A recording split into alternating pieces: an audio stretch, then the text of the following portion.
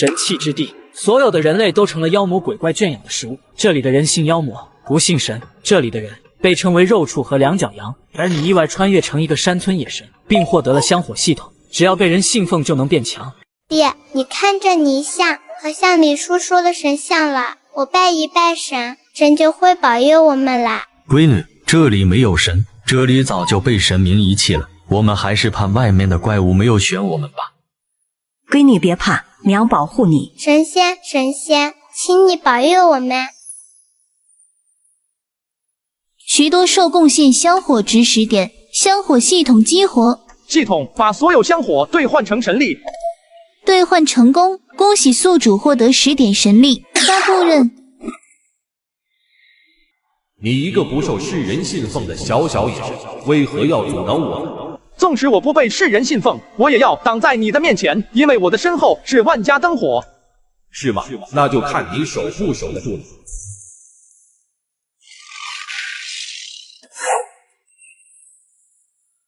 这怎么可能？真没想到我还有激活系统的这一天。不过你们既然愿意相信我，那我就一定保你们平安。当家的3元家被选中了。奇怪，这还没到时间啊！时间该不会又变了吧？周围几家人都走出来，皆看到了那根还未燃尽的香。有人叹息，有人庆幸，有人冷漠。这样的事每隔3个月就会经历一次，众人早已麻木。村长走到徐三元家门前，准备招呼几个汉子，按照往常办事。3元，是你媳妇还是多寿？你们怎么没事？这个我们也不知道。不仅仅是村长，村中其他人在看到他们一家3口整整齐齐的，全傻眼了。徐三元看看村长，又看看其他人那一副见鬼的表情，低下头看向门口处摆放着的香，完好的立在那里。他们怎么跟见了鬼似的？昨夜他们点的香应该不是单纯点香那么简单，其中必然有什么玄机。昨夜你们谁点的香？我点的。这怎么可能？多寿娘，你为什么还好好的？面对众人的发问，多寿娘也不知道该如何回答。昨夜她非但没有昏厥过去，她家的香居然还立着，没有燃尽，这一切都透着古怪。爹娘，是神仙保佑我们，神仙真的会保佑我们。恭喜宿主完成任务，任务奖励1指禅。啊，我啥时候完成任务了？你有给过我任务吗？那是因为昨夜宿主跑得太快，本系统还没来得及跟你说保护徐家3口的任务就被你完成了。哦，那麻烦你下次说快点。一瞬间，不清的脑海就多出了关于1指禅的信息以及运用之法。就在不清感叹空有神术，但无神力时，村中的百姓在听到徐多寿的话后反应相当大。怎么可能有神仙？若真有神仙，我们祖辈又岂会如此？若世上真有神仙，神仙又岂会对世间惨剧袖手旁观？若真有神仙，又岂会让人间成为炼狱？拜一拜神仙，真能得庇佑，祖辈们早就做了。多寿，你在说什么胡话？哪里来的神仙？不要胡说！我可是听我祖奶奶提及，100年前的人还是会祭拜神仙，只是当那些……那人话到嘴边立马止住，双眼顿时充满惊惧之色。对，祭拜的神仙压根无用，这才渐渐荒废。昨日之事，就是3元家运气好罢了。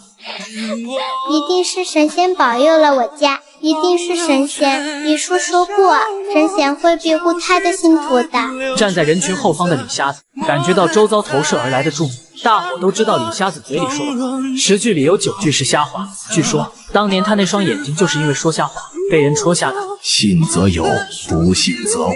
啥意思？又在这里说神神叨叨的话？多寿，带我去拜一拜神。徐多寿高兴地搀扶住李瞎子朝着屋内走，带到神像跟前，李瞎子虔诚无比地重重磕了3个响头，恭恭敬敬地给神像上香。李元清贡献香火值15点。哟，这李瞎子的香火只比徐多寿还多5点，看来李瞎子是真的信，且比多寿更虔诚。村里的人面面相觑，你看看我，我看看你，所有人都沉默了。村长也不信，疲惫地摆摆手，都散了吧。不禁观察着外面村民的表情，大多数都不信，只有少数几个半信半疑，唯有李瞎子和徐多寿2人坚信。至于徐三元夫妻2人，那是半信半疑。既然他这个野神能存在这个世界，这个世界多半有神之存在。若想活下去，得靠香火。这些人不相信世间有神明，那就要让他们看到神明的存在，这样香火才会随之而来。河西村整个村子因为徐三元一家的平安成功在村子里掀起了涟漪。原本木讷、毫无鲜活之气的村民们，难得有了活气。在这个村子里，每家每户都要根据家里的人数上香。在这里，上香就意味着供奉和献祭。妖魔收到供奉后，就不会对家里的其他人出手，因此他们才有了上香的习俗。孩子爹，你说那是不是真的？不知道，或许是凑巧吧。等等，外面有什么声音？我叫不清，穿越到了一个令人绝望的世界。这里的黑夜游荡着嗜血怪物和妖魔，可神又在哪里？既然世间无神，那我就创造一位真正的神。从今以后，我不清便是神。穿越到这个世界后，不清就发现了一件很诡异的事：这里的人每天晚上都要往屋外点上一炷香，上香之人会在夜里被吸收精气，但如果一夜香没有烧完的话，那第二天这家人肯定会被怪物吃掉。娘，我能拿一根香拜拜神仙吗？我相信昨夜是神仙保护了我们。多寿娘原本想拒绝，但想到昨日自己完好无损，且点燃的香未燃尽，家中也完好。她看了一眼泥土雕塑，有些破败的神像，想了想，点点头。拿吧。谢谢娘，神仙，请你保护我们。徐多寿贡献香火值15点。看着面板上30点的香火值，不清很是高兴。信任是个过程，明日过后，信任必然会在村民之中大幅度提高，他的香火值有望再次突破。李二牛贡献香火值5点。由于信奉人数增多，管辖地扩大，现在宿主可以在整个河西村自由活动。看来是李瞎子的家人给我上香了，既然这样，我就去他家看看吧。不清的神魂飘到李瞎子家中，一眼就看到躺在地上的李大牛。不清的手指放在李大牛的额头，明显能感受到李大牛的精气受损。随后不清开始在周围几户人家行走，检查过后确认了一件事：这条村的妖邪以吸食精气为生，吸收的精气越多，他就越强。若是正面对上，我肯定不是他的对手。临近黑夜时，徐三元夫妻2人看着屋中的神像，他们已经将神像摆放到堂屋正中间。先不管是不是真的，夫妻2人还是将不清的窝挪到了最庄严的位置。多寿爹，你说咱们要不要也上个香，拜一拜？家里的香是有定数的，不要乱来。一想到那香的出处，多寿娘身子一抖，立马打消念头。随着夜幕的降临，往日众人惧怕的黑夜，今日却多了一份别样的情绪，惧怕中带着一丝期冀。而当天边最后一缕阳光落下时，黑暗之中不知名的鬼物正朝着村落而来。系统将35点香火值全部兑换成神力，兑换成功。这次不是昨夜的小喽啰，只能试着用神力吓跑他了。说罢，不清就用神力为徐三元家构建了一个神力防护罩。门外的鬼物蹉跎了2秒后，转身离开。在他离开后，不清也离开了屋子，直接飘到李瞎子家中坐镇。这是怎么回事？这里怎么又有神力坐镇？难道还有神仙不成？昨夜虎妖被杀，定是此神所为，还是不要轻举妄动为好。神仙，真的有神仙！大牛、二牛，神仙真的保护我们了。昨夜李瞎子3人都没有昏厥，脸上抑制不住的喜色。徐三元家的情况也差不多，如同昨日一般，到了时辰，人却还清醒着，没有昏厥过去。夫妻2人心头激动，2人齐齐看向屋中摆放着的神像，朝着神像跪下，砰砰地磕了3个响头。真的有神，我们家真的被神庇护了。第2日清晨，每家每户第一时间打开屋门，除去昨夜点香的人，一个个都迫不及待走出家门，看向徐三元家中。当家的，快看，三元家的香还没燃尽。难道这天底下真的有神仙不成？村长，李瞎子家的香也是好好的，昨日李瞎子可是拜过神。你们可有不是？村长，我们都好着呢。昨夜是我这个老瞎子睡得最安稳的一日。难道这世上真有神仙？昨日三元家要说是意外，总不能连着2日都是意外。若真有神仙，那大伙岂不是有救了？此话一出，村民们心头变得火热，本已绝望，不曾想有朝一日还能看到活的希望。原本眸中无神的村民眼里顿时有了光，脸上也不自觉地扬起了久违的笑容。孩子点，你赶紧回去拿香，给神上香。其他村民闻言纷纷都动了起来，每家每户都拿出香，朝着徐三元家而来。村长见大伙激动的样，忍不住提醒大伙记得别把香用完。这一声提醒也是为了大伙好，一旦香用完，所谓的神仙无法庇佑他们，那么一家子就得死。那些香可都是黑夜里的鬼物投放的，那都是有定数的，每家每户都有多余的几根香。这些香都是家中有人被收走后留下的，亦是前屋主留下的余香。他们用那些香先试试看，若拜神真有用，那么他们就不怕了。王老师贡献香火值10点，李大牛贡献香火值15点，赵贵贡献香火值15点。不清在高兴过后，也不得不考虑一个现实问题。河西村每家每户都给他上了香，受了村民香火，那就要履行好守护村民的责任。而这里的村民很明显是鬼物圈养起来的食物，现在他将对方的食物给扣下，那鬼物必然不会善罢甘休，他与那鬼物之间注定只有一方能活。事到如今，只能背水一战了。要挟，今夜我们既分高下，也绝世一个不入流的野神，也想守住这帮村民，真是笑话。要战就战，别废话。猖狂！一指禅，流量小子，不过还是嫩了点。剑来！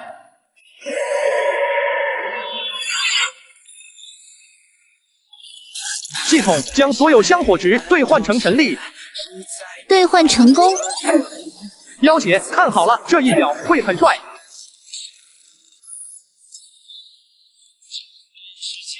金光在黑夜里太过耀眼，一瞬间点亮村落，所有村民下意识地看向村口所在的方向，顿时被震惊的呆愣当场。那是什么？每个人都很好奇，到底发生了什么事，但无人敢走出家门。什么？我的分魂居然被消灭了，真是好胆色！本座定要你形神俱灭！恭喜宿主消灭妖邪一缕分魂，奖励香火值1000点，同时解锁系统商城。什么？一缕分魂？这一战，顾青赢得并不轻松，对方本体若是找来，以他目前的实力是不可能抵挡的。好在此时系统解锁了商城，快让我看看有什么能买的。顾青从上到下浏览，每一样他都想要，但一看那兑换的价格，却让人望而却步。他现在能购买的只有便宜点的5行术。最后他把目光放在专克妖邪和污秽之物的金光咒。对付妖邪选择金光咒最合适不过。恭喜宿主获得金光咒。瞬间，顾青的脑海里多出了关于金光咒的一切信息。自身对于金光咒的熟练程度，似乎已熟悉数千年之久。每施法一次金光咒，需花费5点神力，看似很低，其实也要50点香火值。对于他这种口袋里比脸干净的野神来说，还是一笔不小的负担。果然奖励的东西就是贵。我现在有49点神力，可以发动一指禅4次，或者金光咒9次。就算妖邪的本体到来，我也有一战之力。说罢，步青就飘到河西村村头上，坐等妖邪本尊出现。来吧，妖邪，我就在这里等你。这次我要把你彻底消灭。这一夜，步青等了很久，直至天亮都没等来妖邪的本体。这一夜，河西村的村民们都很紧张，他们害怕昏厥的到来，他们更害怕仅存的希望破灭。爹娘，你们看，外面的香还在。香还在，神仙真的有神仙！一道道惊喜的声音从各家各户传出。昨日点香的人没有像往日那般昏厥过去，但没看到香之前，村民们的心还是放不下。但看到香还在燃烧时，所有人都沸腾了，有的人更是直接跪在地上向天跪拜。感谢神灵庇佑。你是不是傻？神灵在3元家，可不在你头顶。是，我这就去感谢神灵。说罢，男人就兴冲冲地往徐3元家中走去，但想到叩谢神灵需要香火，他立马就返回屋里取出香火。与他做同样事情的人还有很多。昨晚那道金光你们看见了没？见到了，那么亮，怎会注意不到？我也瞧见了，那光好像一下子划破了黑夜，是从村头那边传来的。的确是从村头传出的，且还是从我家中传出。入夜后，我们在屋子里头，突然就看到屋中射出一道金光，恍惚间我还看到一个身影，就站在堂屋中间，那身影高大伟岸。虽然知道你在吹牛，不过我听得舒服，会说就多说点。村长，那是不是说咱们以后可以出村了？那是当然，想必昨夜那道金光就是神仙消灭妖邪的法术，我们被囚禁的日子已经结束了。说罢，村民们满怀希望地走到村口，可一种无形的力量彻底粉碎了他们的希望。什么？结界还在，那妖邪还没被消灭？圈养的蝼蚁竟想逃出我们的结界，找死！区是神，也想残害百姓，猖狂。你就是那个野神。与那分魂相比，你差太远了。消失吧！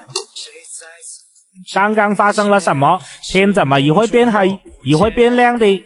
我想应该是神仙保护了我们。先前尝试出去的村民，就没一个是能活着回来的。对，一定是这样。经历了刚才那一幕，所有人都后怕不已。这个村子是妖邪圈养村民的牢笼，所有尝试离开的村民都会被妖邪抹杀。可若是不逃，他们早晚也会被抽进精气而亡。怎么样，能出去吗？不能出去，结界还在，那妖邪还活着。就在众人沮丧的时候，一道稚嫩的童声瞬间点燃了所有人的希望。我们可以求一求神仙，他能保佑我们不被坏东西伤害，肯定也能帮我们离开。对，多手说的没错，我们可以求一求神仙。对，所有人都听好了，咱们都回家拿香，一起求神仙救我们。那也不用每家每户上香吧，万一香用完了，他打不过那妖邪怎么办？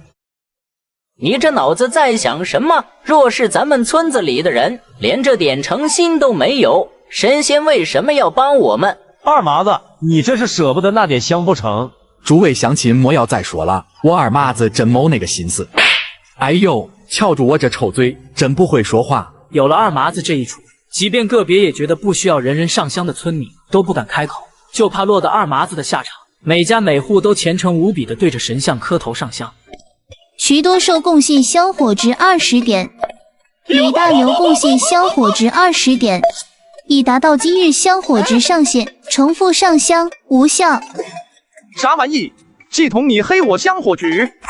男女授受不亲，宿主若是再不放手，本系统就要扣除香火值了。算你狠！不亲和村民其实是一种相辅相成的关系。不亲想要立足这片天地，就必须得让村民们出去，否则时间一长，这些村民就会因为缺少物质逐渐消亡。相应的，没有这些村民，他也没法收集到香火值。帮助村民，其实也是在帮助他自己。哎，我现在只能在村里活动，我也没法出去给他们打破结界啊。这个不难，只要村民把宿主的神像放在村口位置，这样宿主就能在村口附近游走了。哦，系统你这提议真不错，可我要怎么跟村民沟通呢？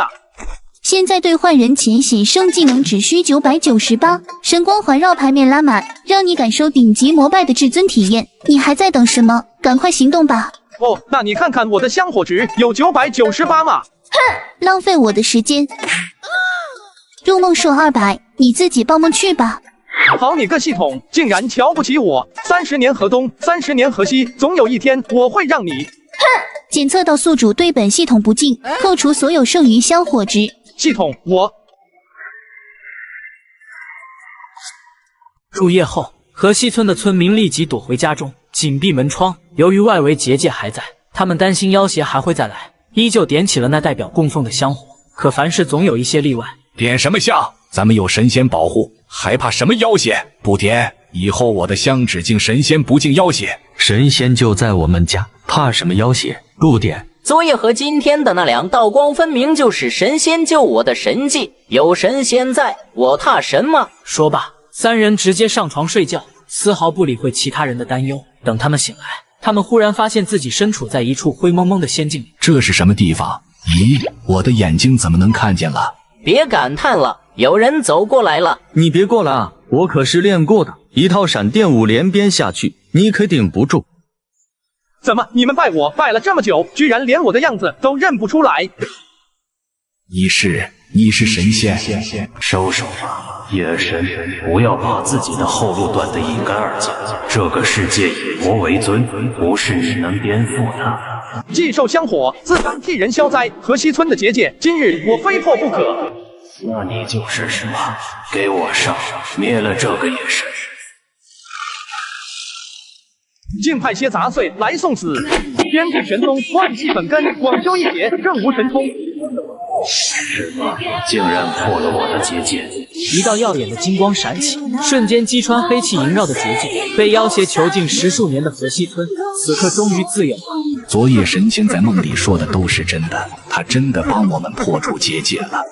乡亲们，你们都看到了吗？我们终于自由了。只是短短数日，这弱鸡野神怎么变得如此厉害了？真是气煞我也。村长，神仙对我们有再造之恩，咱们是不是应该给神仙建个庙？是啊，这老是放在徐三元家里，咱们想要祭拜也不方便。怎就不方便了？我看就很方便。行了，你们别吵了。请问神主您怎么看？这点小事就别影响我抽卡了。抽卡在哪抽呀？就我左下角这款三国卡牌游戏啊，向左听全鉴宝都在玩，不仅有三国经典角色全新演绎，而且新服宣发，上线就送千抽，武将关羽降临，还能亲自体验三英战吕布等名场面。这画面真漂亮，这要氪多少啊？不需要，签到送吕灵旗，还随便升级，重置无损。第二天还能自选价值648的95资质卡，降干减负，直接拉满，赶紧去左下角试试。徐三元虽然不乐意，但还是架不住村中的民意，很快就给步青建起了庙宇。可当庙宇建成的时候，他们所有人都愣住了。村长，神仙的名字叫什么呀？我们要给庙宇做匾了。对啊，神仙叫什么啊？全村人齐齐看向被步青托梦过的三人，李瞎子、徐三元、赵村长三人面面相觑，同样是一头雾水。昨夜见到步青，激动的脑子一片空白，压根就没想到这事。你们看，这上面有字。众人顺着徐多寿的话看向神像，在神像的背后陡然刻着3个字：步青宫。步青宫，这丫的和自己同名。恭喜宿主成功扩展管辖地，奖励分神术，香火值1万点。系统，你特意发放分神术，这是鼓励我扩展版图啊！说着，步青就想到了一件可怕的事情：那妖邪既然能圈养河西村，那么是否外面还有他的圈养？风浪越大鱼越贵，干了！从今以后，哪里有妖邪，哪里就有我步青。只要干掉那妖邪，我就是赤昼香火的守护神了。男孩上一秒还在小道走着，可下一秒就来到一个诡异的村子。这里的人明明都很年轻，可他们身上却是看不出丝毫朝气。叔叔，你知道怎么出去吗？我找不到回家的路。出不去了，我们都被妖邪困在这了。怎么会这样？妈妈，我要妈妈。孩子，别担心，很快就会有人来救我们的。要知道，这世上从不缺少英雄，更何况我们还有神。真的吗？真的，从今天起，我就是守护你的英雄。今后你就跟我生活吧，我会带你找到妈妈的。什么英雄，什么神都是谎言，我们最后谁都没能等到。养父后面为了保护我，连续10日向妖邪献祭精气，最后被掏空身亡，而我则成为了同时期唯一活下来的人。村长，你的养父真的没有骗你，他就是守护你的英雄，而步青宫就是拯救我们的神。对，父亲没有骗我，神真的出现了，神真的来拯救我们了。父亲，你都看到了吗？没想到这世界竟是如此残酷，想必我的前身也是一个像村长养父那样的英雄，不然他也不会被供奉成为野神。好啊，这条村的历史我已经讲完了，接下来我就问大伙一件事，你们是想继续留在这里，还是回到原来的家去？以前的赵贵是打从心底里厌恶这里，做梦都想逃离这里，可现在不同了，村子里有步青坐镇，现在他们再也不用担心妖邪的威胁了。我之前待的村子和河西村没什么区别，回去后每日还要担惊受怕。现在步青宫在这，我家就在这，不回去了。我想回去把家里的人带过来。我们村虽然没有结界，但也是要给妖邪供奉精气的，我弟也是那样没的。咱们这里的妖邪被步青宫给清除了，那妖邪定然不会派人来送东西，咱们必须出村采购物资，不然咱们都会饿死的。那妖邪的分魂和结界都被我毁了好几天了，他的本尊没找来，大概是被什么事情给牵绊住了。我要趁这个机会赶紧变强才行。说干就干，当夜步青就通过入梦术再次找到徐三元等人，让他们制作新的神像，并携带出村拯救其他村子。徐三元等人听完后也是立即表示赞同。我们的命本来就是步青宫救的，现在步青宫要我们出村救人，我们哪有拒绝的道理？我们这就回去准备。你们放心，整个河西村都有我的分神保护，而我的本尊会与你们同行，定保你们周全。徐三元与赵村长商量后，最后决定由他再带上李瞎子和王老师3人出村，村长则留在村子里主持大局。来到河西村的人从来没有踏出过村子，可当他们正式走出村后，直接就被眼前的景象惊呆了。这是怎么回事？这村外怎么感觉阴森森的？咱们还是快些去，现在天色还早，或许能在天黑之前赶到王家村。老了，你是咋知道王家村被控制了？上次给咱们送货的那人无意中嘴里露出来的，说什么还要赶去王家村送东西。二牛说那车上的东西与咱们的一模一样，大概就猜到了。就在三人说话间，一团黑雾急速向他们袭来，三人顿时被吓得面色大变。哈哈哈，3个肉，不错不错，只可惜全是男人。有妖邪来了，不怕，我们有不清宫在。不清宫，赶紧救命啊！放肆！他们拿着我的神像，你也敢动他们？天地玄宗，万气本根，广修一劫，正无神功，金光照后。随着金光的出现，那团黑雾直接化为齑粉，消失在这片天地。曾经被黑雾所吸收的冤魂，也在这一刻得到了解放。还好有不清宫在，不然我们都要交代在这里。行了，赶紧走吧，不然天就要黑。申时一刻，三人抵达王家村。此时太阳已经渐渐西行，要不了1个时辰便要落山。王家村的人都汇聚在家门口晒着太阳，积累精气。大哥，你看，外面有人来了。其他几人闻声，有气无力地顺着他的视线望去，只见着徐三元三人朝着他们村子走来，且腰间没有挂任何护身牌，惊愕地瞪大了双眼。大哥，我们要不要提醒他们一声，一旦进入村子，就再也出不去了？进不进都一样，马上天就老黑了。这3人黑夜里在野外，只怕第2日就被妖邪给吞噬，到村子里来还能活上一段时日，早晚都是死，无所谓。王铁头想了想，还是站起身，朝着村口边缘走去，一边走一边朝着3人挥手，示意他们不要再靠近。就在彼此相差50步时，王铁头用尽自己的气力喊道：别再往前走了，这里来了就出不去了。尽管王铁头用尽自己的气力阻止他们进村，可徐三元3人还是进来。小哥，请问这里是不是王家村？这里确实是王家村，不过这都无所谓了，你们已经出不去了。这就对了，我们是奉不清宫的神旨来拯救你们的。不清宫乃是大慈大悲的神明，我们村就是被他所救的。什么大慈大悲神明？你们是撞坏脑子了吧？这世间根本没有什么神明，只有妖魔与他的人类狗腿子。你们要找死，就不要连累我们。王村长的这一声怒吼，其实并不是针对徐三元他们，他只是在痛斥这世道的不公，只是在痛斥身为凡人的无力。好，既然你们不信，那我们仨今夜就以身为要挟，让大家亲眼看看不清宫的神威。妖怪现形了！不清宫，救命啊！大胆妖孽，竟敢在我面前放肆！敢到我鬼13的地方夺食，找死！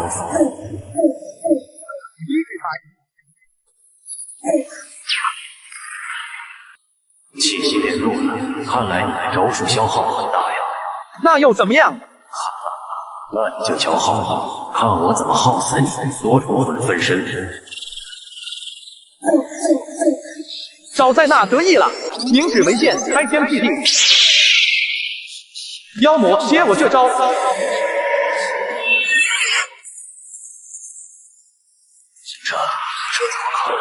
一剑破空，刺破长夜。在不清的全力一击下，鬼13的分魂被消灭的一个不剩，而那耀眼的金光也瞬间照亮了整个王家村。这一刻，所有人都开始相信神的存在。好了，该给这事收尾了。天地玄宗，万气本根，广修一劫，正无神功。金光咒起！随着金光咒的发动，整个王家村都升腾起一股浩群正气，将村内的煞气悉数净化。失去了煞气之苦，往日那无影无形的困阵随之消散。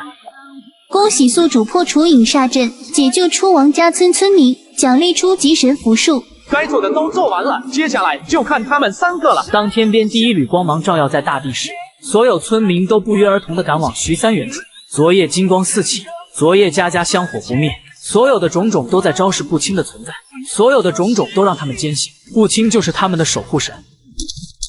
王家村村民拜谢不清宫，拜谢不清宫。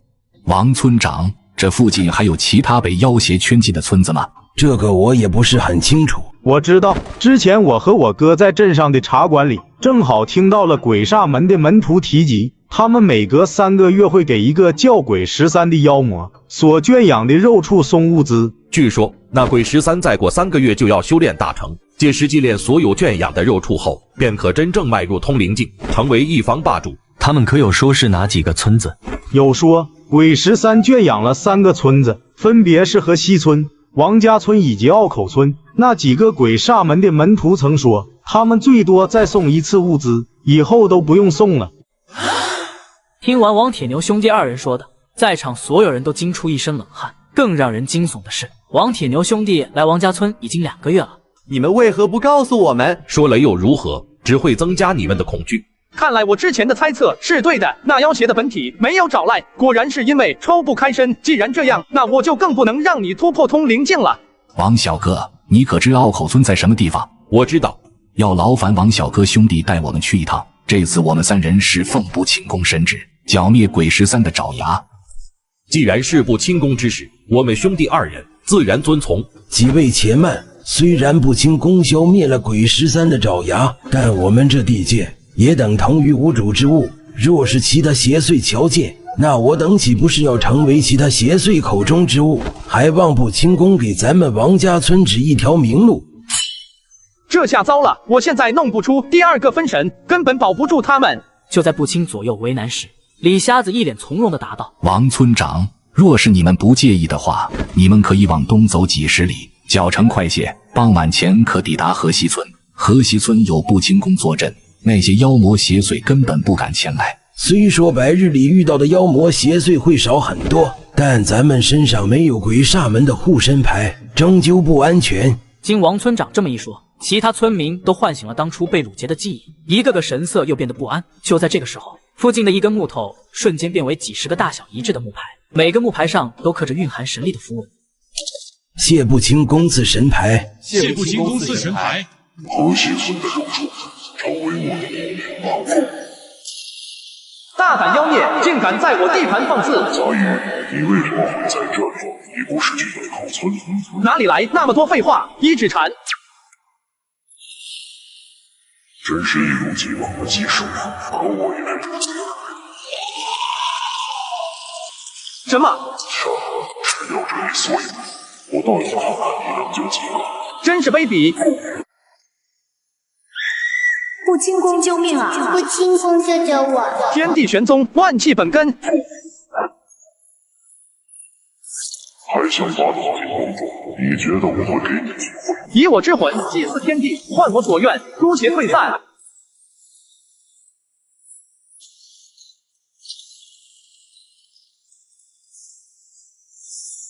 燃烧这魂也能救人，真是人啊！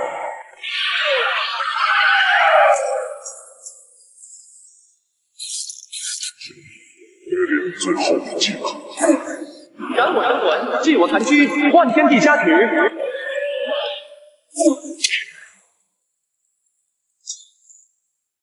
糟了，神魂伤得很严重，河西村的分神也快维持不住了。在连续被消灭2道分魂后，鬼13就知道不清会前往代口村消灭他的第3道分魂，于是他便命令第3分魂去毁掉河西村，把不清的基本盘连根拔起。只是没想到不清居然会有分神在那。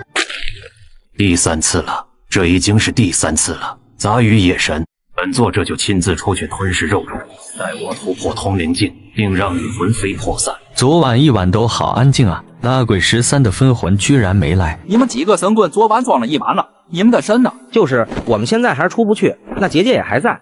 我看你们几个就是混进来的妖邪吧。不清宫，不清宫，你这是怎么了？就在众人质疑徐三元一行的时候，一阵尖叫瞬间吸引了所有人的注意。那人难道是被妖邪附身了？看来是了。算了，还是一会再疗伤吧。金光咒起，一阵金光冲天而起，直接就把附身村民的妖邪连同结界一并消灭。可被神迹震撼到的代口村村民却依然认为这是妖邪夺食的新把戏。别以为这种小把戏能骗到我们，这分明是你们这些妖邪的障眼法。就是。我说几位老哥，别跟他们浪费嘴舌了，这些人都是榆木脑袋说不动的。那你们有什么想法？